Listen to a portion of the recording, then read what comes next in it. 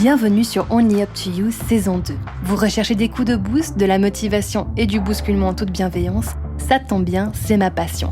Je m'appelle Jennifer Picci, je suis psychologue et coach de vie certifiée et ça fait depuis plus de 5 ans que je vous accompagne dans l'atteinte de vos objectifs. Parler et comprendre, c'est bien, mais mettre en application, c'est là que le défi commence. Et ça ne tient qu'à vous. Et bonjour à tous, j'espère que vous allez bien et que vous êtes prêts et prêtes pour ce nouvel épisode. Alors aujourd'hui, on va parler du fait de mettre la barre trop haute, du fait de rentrer dans un mindset, un état d'esprit qui finalement nous nuit parce que l'on est toujours en train de courir après quelque chose qui est dans le trop. Et aujourd'hui, en fait, on va répondre à 3 questions.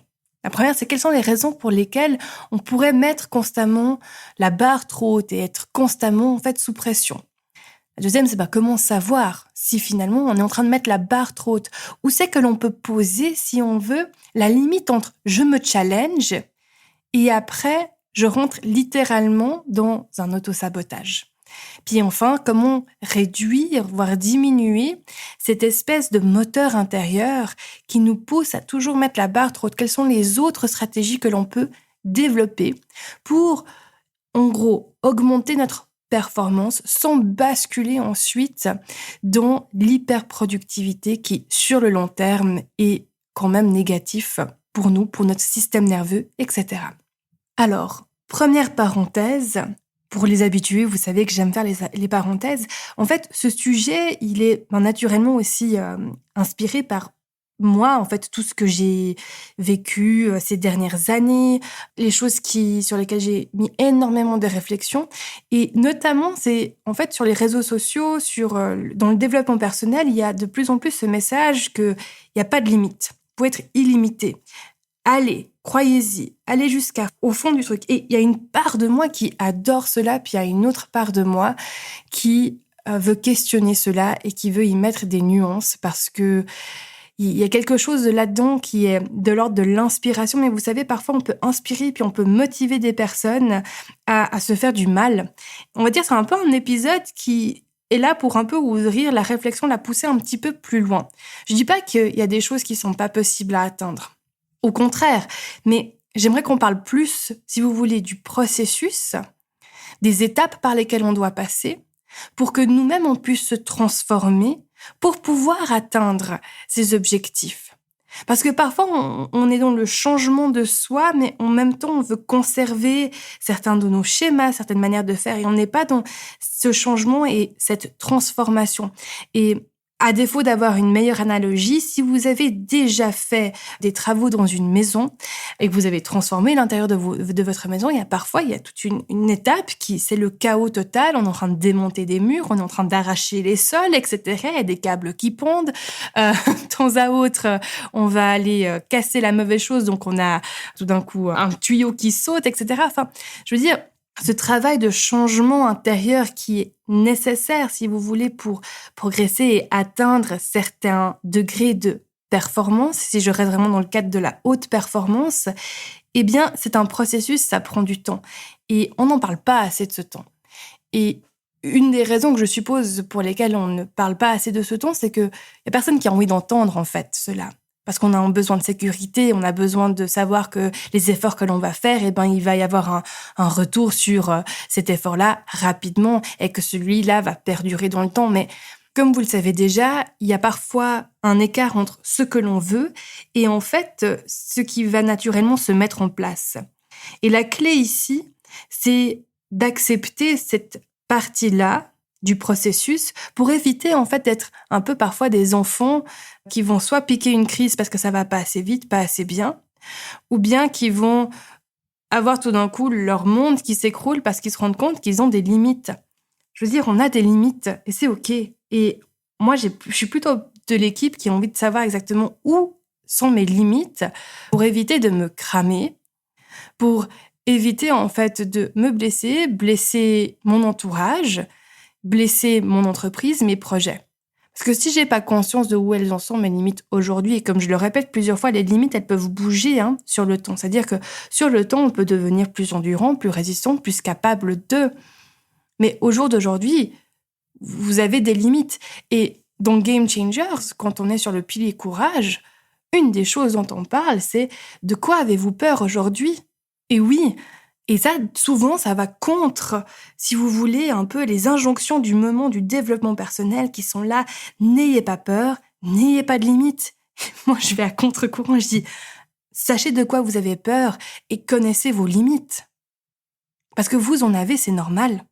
Et surtout, ce n'est pas un problème. Ça fait partie de la connaissance et de la conscience de soi.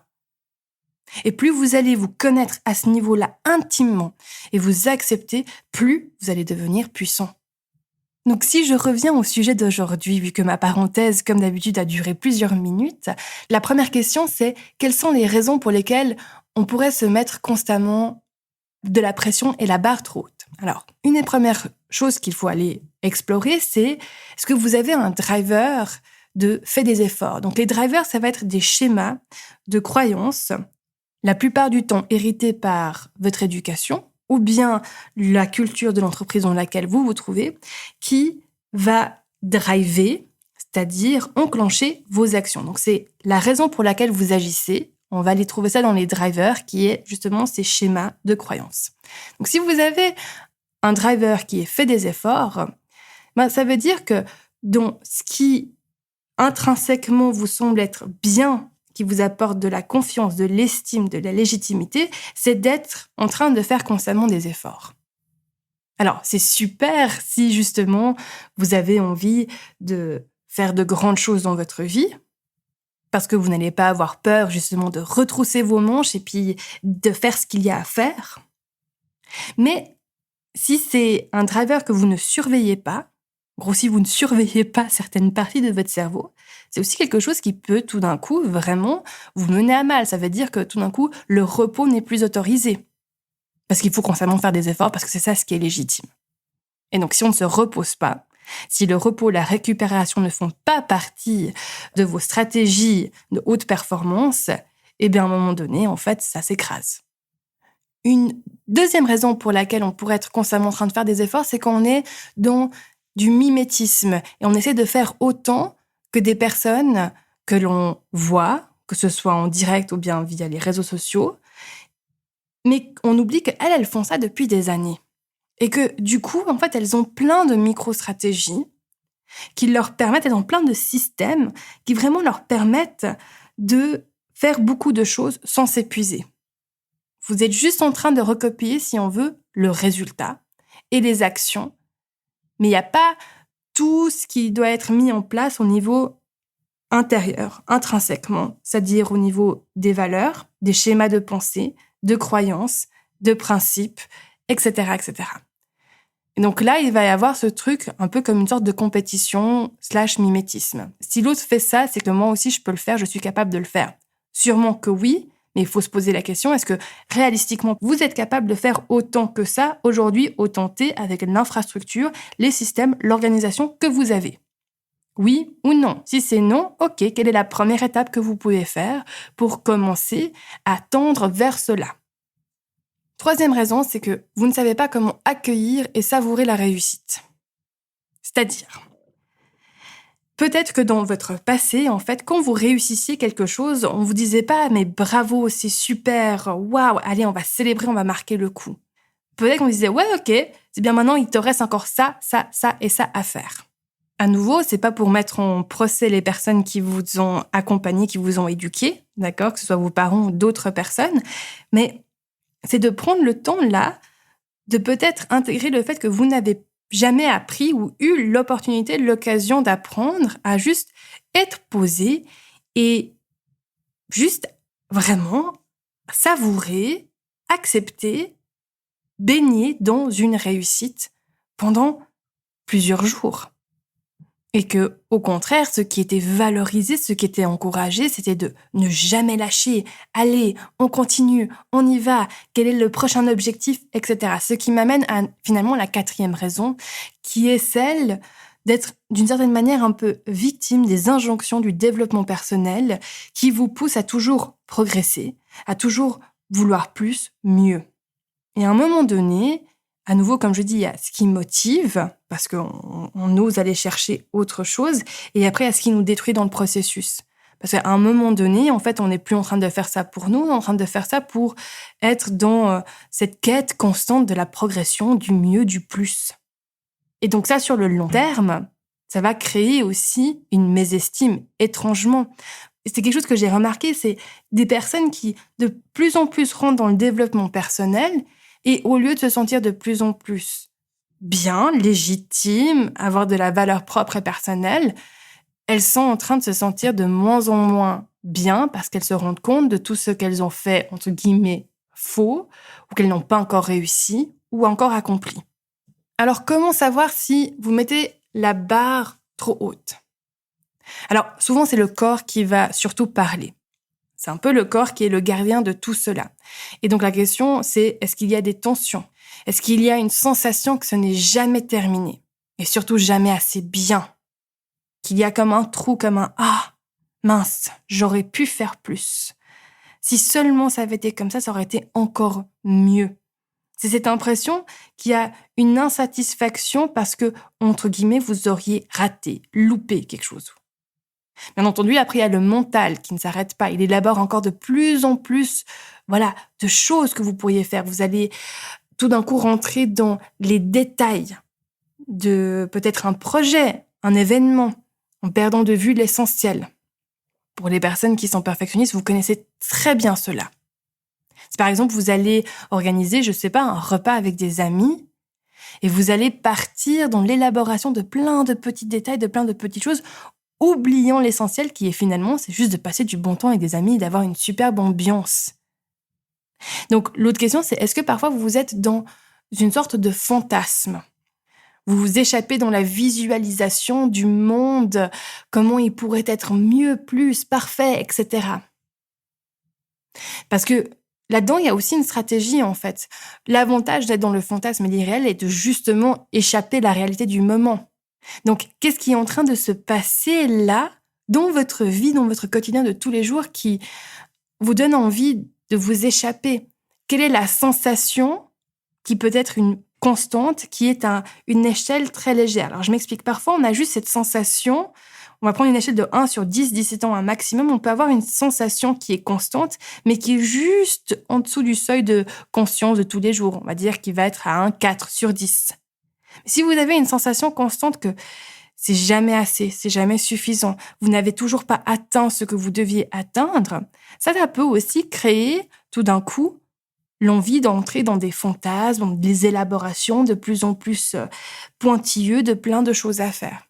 Et donc, là, justement, comment réduire et diminuer tout cela ? On va commencer avec des choses plutôt légères. Tout ça, c'est des choses que l'on travaille en profondeur dans Unlocking You. Mais là, c'est juste pour vous donner quelque chose que vous pouvez commencer à mettre en place maintenant. Alors, la première chose que vous pouvez faire pour vous, c'est prendre l'habitude de reconnaître à la fin de la journée tout ce que vous avez accompli. Parce que dans le développement personnel, on parle beaucoup de gratitude, d'être dans la reconnaissance pour tout ce que vous avez. C'est super. Est-ce que vous prenez du temps d'être dans la gratitude et de la reconnaissance de vous par rapport à vous ? D'entretenir ce lien, cette relation que vous avez avec vous-même. Et de vous reconnaître. Vous pouvez dire, ok, alors, bien sûr, c'est facile en fait de remarquer tout ce que l'on n'a pas fait.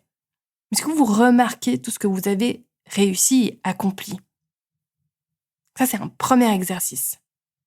La deuxième chose que vous pouvez faire, c'est pour voir comment diminuer, c'est vous poser la question, pour cette tâche, qu'est-ce que moi j'accepterais de la part d'une personne que j'aime vraiment beaucoup ? Ça peut être un ami, un parent, etc. Qu'est-ce que vous accepteriez de cette personne-là ? Et ça peut vous donner un seuil pour vous, de dire, ok, si j'accepterais ça chez l'autre, peut-être que moi, je peux aussi apprendre à accepter ça chez moi. Et là, peut-être que vous allez vous rendre compte qu'il y a plein de choses, plein d'émotions, de sensations à ce moment-là qui sont en train de s'éveiller, d'émerger à votre champ de conscience. Puis à ce moment-là, vous avez la possibilité, l'invitation de soit continuer à être dans le schéma de bon, ok, allez, si je me sens mal parce que c'est pas assez, je peux continuer d'aller dans le schéma de je vais faire plus d'efforts, je vais continuer à mettre la barre plus haute, on va continuer de progresser pour qu'un jour, finalement, peut-être, enfin, je vais avoir l'impression, la sensation que je suis assez, que j'ai réussi et que c'est bon. Ou bien vous pouvez peut-être aller explorer le comment est-ce qu'aujourd'hui je peux apprendre à accueillir, à réguler cela, à apaiser aussi cela, pour pouvoir finalement transformer et libérer tout cela. Parce qu'on n'est pas sur Terre pour que faire les choses. Il y a un temps pour tout.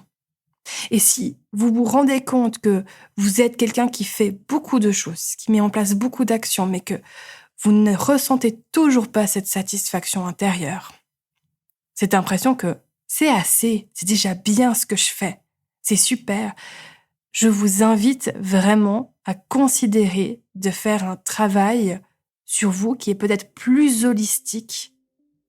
Non pas pour arrêter de vouloir continuer de grandir, de progresser, mais pour pouvoir l'apprécier, vous apprécier et vous aimer durant tout ce processus. Donc voilà, avec ça, je vous laisse. Si vous me suivez sur les réseaux sociaux, venez me faire un petit coucou, dites-moi qu'est-ce que vous avez aimé dans cet épisode. Je vous remercie pour votre écoute et je vous dis à la semaine prochaine. Prenez super soin de vous, il n'y a que vous qui puissiez le faire. Hey, si vous aimez ce contenu, n'oubliez pas de vous abonner à la chaîne et à la newsletter afin d'être tenu au courant des nouveautés. Aussi, si vous êtes prêt ou prête à passer à la prochaine étape, venez nous rejoindre sur Unlocking You. C'est le programme de coaching destiné à tout professionnel ambitieux et déterminé qui ne souhaite plus compromettre sa santé mentale et ses relations pour son travail. Si vous avez envie d'aller encore plus loin, le programme Game Changer est fait pour vous. C'est un programme premium exclusif, du one-on-one avec moi qui active les 5 piliers de la haute performance, vous permettant de déclencher les changements et libérer tout votre potentiel sans exploser en plein vol. Vous avez tout en note de podcast.